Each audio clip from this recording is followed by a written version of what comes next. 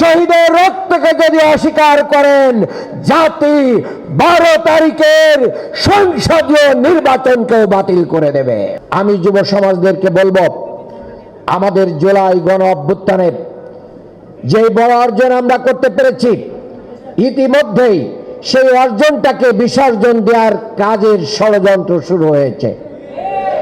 আদালতের কাঁধে বন্দুক রেখে একদল মানুষ আমাদের গণভোট এবং জুলাই সনদকে বাতিল করার ষড়যন্ত্রে মেতে উঠেছে। যদি তারা জুলাই সনদ এবং গণভোটকে বাতিল করতে পারে, তাহলে আবার এই দেশে ফ্যাসিবাদ কায়েম করবে, তারা আবার দুর্নীতি কায়েম করবে, তারা আবার চাঁদাবাজির স্বর্গরাজ্য তৈরি করবে, তারা মাদকের স্বর্গরাজ্য তৈরি করবে।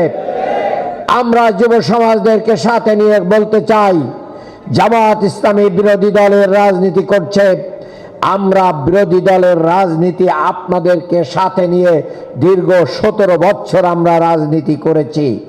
আপনাদের সক্ষমতা আমরা জানি।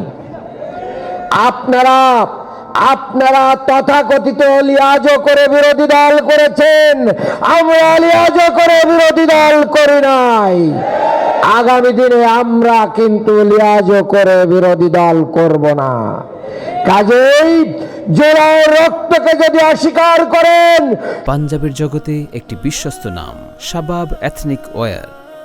শহীদের রক্তকে যদি অস্বীকার করেন, জাতি 12 তারিখের সংসদীয় নির্বাচনকেও বাতিল করে দেবে। গণ অভ্যুত্থান যদি জায়েজ না হয়, ওই নির্বাচন যদি কোর্ট বাতিল করে দেয়, জনগণ সংসদ নির্বাচন বাতিল করে দেবে। কোথায় যাবেন? প্রধানমন্ত্রিত্ব পার্লামেন্ট মেম্বার ঠিক রাখতে পারবেন না। জনগণ শেখ হাসিনাকে লাল কার্ড দেখিয়েছে।